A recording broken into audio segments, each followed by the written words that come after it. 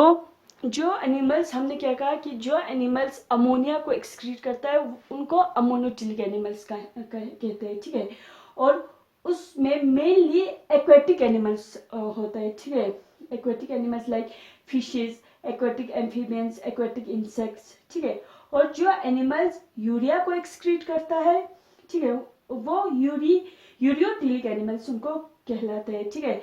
उसमें मैमल्स आएंगे, terrestrial amphibians आएंगे, ये सारे यूरियोटिलिक एनिमल्स है। और जो एनिमल्स यूरिक एसिड को एक्सक्रीट करता है, ठीक है, यूरिक एसिड, उनको क्या कहा जाता है, यूरिकोटिलिक एनिमल्स कहा जाता है। इनमें रेप्टाइल्स आता है, बर्ड्स आता है और कुछ स्नेल्स आता है। तो हम लिख सकते हैं कि, ठीक है, तो हम लिख सकते हैं कि the animals which excrete ammonia is known as ammoniotilic animals। और इसमें कौन कौन से एनिमल्स आता है? Example, bony fishes, aquatic amphibians,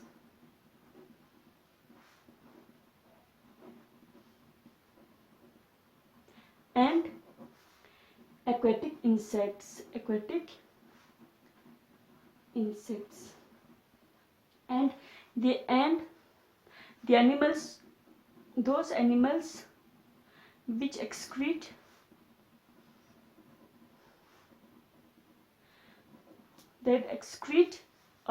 urea, known as यूरियोटिलिक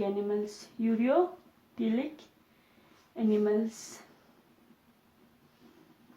इसमें क्या आएंगे? यूरिया कौन एक्सक्रीट करता है? फॉर एग्जाम्पल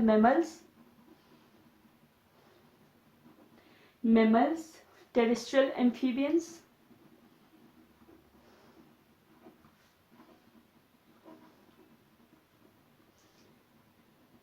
एक्स्ट्रा, ठीक है। और वो एनिमल जो कि यूरिक एसिड एक्सक्रीट करता है, the animals which excrete uric acid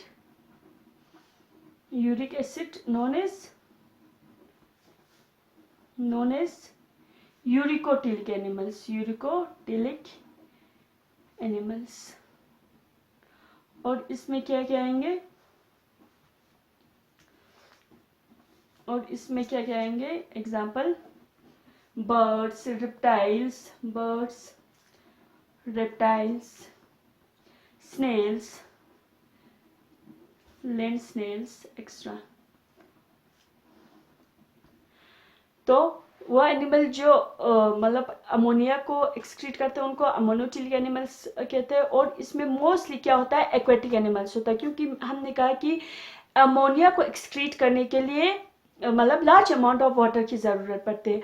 और जो वाटर में ऑलरेडी रह रहा है एनिमल्स, तो उनको कोई प्रॉब्लम नहीं होगा अमोनिया को एक्सक्रीट करने के लिए, क्योंकि अमोनिया मतलब अमोनिया को एक्सक्रीट करने के लिए, रिमूव करने के लिए, बॉडी के थ्रू रिमूव करने के लिए बहुत सारे वाटर की ज़रूरत पड़ती है। और इसमें मोस्टली एक्वेटिक एनिमल्स आएंगे। और जो मैमल्स या टेरेस्ट्रियल एम्फीबियंस है, for example mammals, human beings भी आते हैं इसमें इंक्लूडिंग, ठीक है। तो हम क्या एक्सक्रीट करते हैं? हम यूरिया एक्सक्रीट करता है, तो हमें क्या कहलाता है? यूरियोटिलिक एनिमल्स कहलाता है, ठीक है। तो जो एनिमल्स यूरिक एसिड एक्सक्रीट करते हैं उनको यूरिकोटिलिक एनिमल्स कहेंगे। इसमें रेप्टाइल्स आते हैं, बर्ड्स आते हैं, लैंड स्नेल्स आते हैं, ये सारे आते हैं, ठीक है। और ये जो यूरिक एसिड जो एक्सक्रीट करता है in the form of pellet या पेस्ट के फॉर्म में एक्सक्रीट करता है। और यूरिक एसिड को एक्सक्रीट करने के लिए मिनिमम अमाउंट ऑफ वाटर की ज़रूरत पड़ती है, ठीक है। हमने पहले ही कहा था कि यूरिक एसिड जो है लीस्ट टॉक्सिक होता है और इसको रिमूव करने के लिए बहुत ही कम पानी की ज़रूरत पड़ती है, ठीक है। तो ये हो गया कुछ, मतलब कौन कौन से एनिमल्स क्या क्या एक्सक्रीट करते हैं, ठीक है। अब एनिमल्स में डिफरेंट एनिमल किंगडम में अगर हम देखेंगे तो डिफरेंट मतलब जो किंगडम होता है या फाइलम होता है, ठीक है, एनिमल किंगडम में डिफरेंट जो फाइलम है, ठीक है, तो उनमें जो एक्सक्रीटरी स्ट्रक्चर है या एक्सक्रीटरी ऑर्गन है वो भी डिफरेंट होता है, ठीक है। एनिमल किंगडम, सारे एनिमल किंगडम में अगर हम देखेंगे, एनिमल किंगडम में बहुत सारे फाइलम होता है, ठीक है, फाइलम प्रोटोजोआ से लेके अप टू मैमल्स तक, ठीक है, क्लास मैमेलिया तक।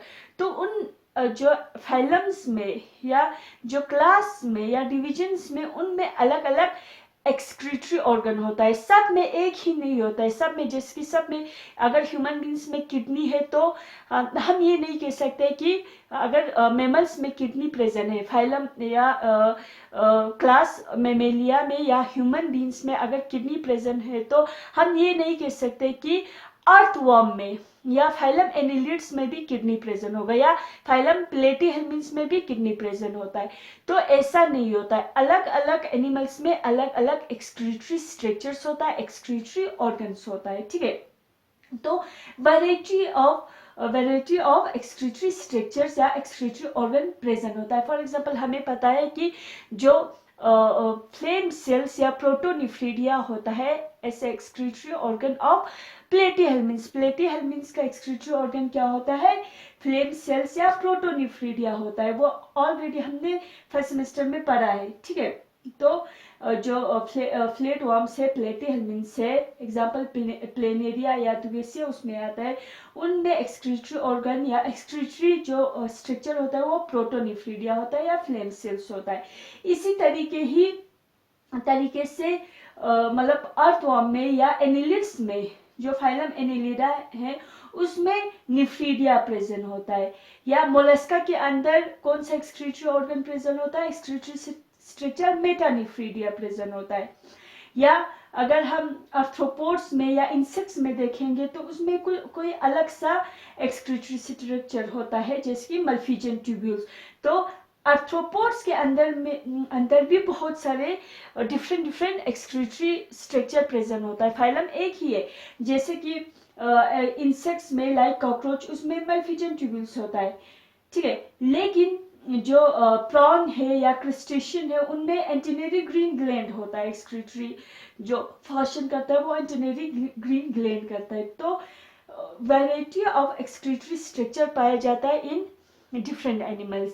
तो हम ये लिख सकते हैं कि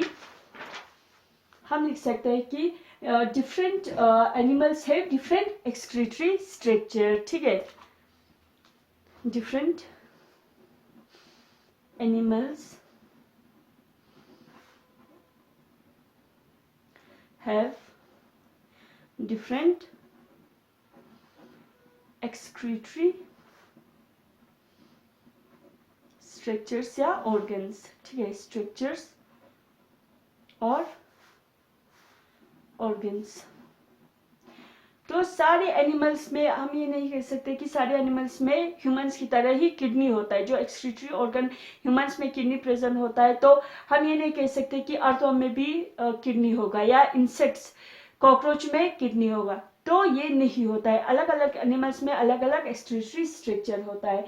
जैसे कि जो प्लेटीहेल्मिन्स में क्या होता है, इन प्लेटीहेल्मिन्स, फ्लेटवर्म्स में प्लेटीहेल्मिन्स एक्सक्रीटरी ऑर्गन क्या होता है, एक्सक्रीटरी स्ट्रक्चर क्या होता है? एक्सक्रीटरी स्ट्रक्चर इज प्रोटोनिफ्रीडिया और फ्लेम सेल्स, ठीक है। प्लेटीहेल्मिन्स में या रोटिफर्स में क्या होता है? फ्लेम सेल्स या प्रोटोनिफ्रीडिया होता है। इसी तरीके से अर्थवर्म में या एनिलिड्स में क्या होता है? इन एनिलिड्स एक्सक्रीटरी ऑर्गेनिस या excretory structure is nephridia. Excretory structure is nephridia होता है, ठीक है। इसी तरीके से ही जो मोलस्क में क्या होता है? एक्सक्रीटरी स्ट्रक्चर मेटानिफ्रीडिया होता है। या मल्फिजन ट्यूब्यूल किसका होता है? एक्सक्रीटरी स्ट्रक्चर ऑफ इंसेक्ट्स होता है, ठीक है। तो इन Malpighian tubule is the Malpighian tubule. Malpighian tubules are the excretory structure of structures of most of the insects. Most of the insects including cockroaches. ठीक है, कॉकरोच में क्या होता है, इंक्लूड सारे इंसेक्ट्स इंक्लूडिंग कॉकरोच में क्या होता है, कौन से एक्सक्रीटरी स्ट्रक्चर होता है, मैल्फिजियन ट्यूब्यूल होता है. ठीक है, तो और जो प्रॉन में या क्रिस्टेशियंस में क्या होता है, एंटिनरी ग्रीन ग्लैंड होता है. ठीक है, तो हम लिख सकते हैं antennal green gland. Antennary green glands perform the function of the excretory excretory function in crustaceans. और मोलस्क में क्या होता है, मोलस्क में मेटानिफ्रीडिया होता है. मोलस्क में क्या होता है, मोलस्का के अंदर जो एक्सक्रीटरी ऑर्गन होता है वो क्या होता है, मेटानिफ्रीडिया होता है. ठीक है, तो ये कुछ मतलब एक्सक्रीटरी स्ट्रक्चर्स एक्सक्रीटरी ऑर्गन्स है डिफरेंट एनिमल्स में. ठीक है, प्लेटिहेल्मिन्स में प्रोटोनिफ्रीडिया होता है या फ्लेम सेल्स होता है, जिसकी वजह से वो अपना जो वेस्ट है, ठीक है, बॉडी के अंदर जो वेस्ट एक्यूमुलेट होता है वो फ्लेम सेल्स के थ्रू बाहर रिमूव करता है. एनिलिड्स के अंदर निफ्रीडिया होता है. ठीक है, मोलस्का के अंदर मेटानिफ्रीडिया होता है. ठीक है, इंसेक्ट्स के अंदर मेल्फिजियन ट्यूब्यूल्स होता है. और मेमल्स के अंदर क्या होता है, मेमल्स के अंदर किडनीज प्रेजेंट होता है. ठीक है, किडनी होता है. ठीक है, ह्यूमन बींग्स में क्या होता है, कौन सा एक्सक्रीटरी ऑर्गन होता है, एक्सक्रीटरी सिस्टम, किडनी होता है. तो नेक्स्ट क्लास में हम ह्यूमन एक्सक्रीटरी सिस्टम के बारे में थोड़ा डिस्कस करेंगे. ठीक है, थैंक यू वेरी मच.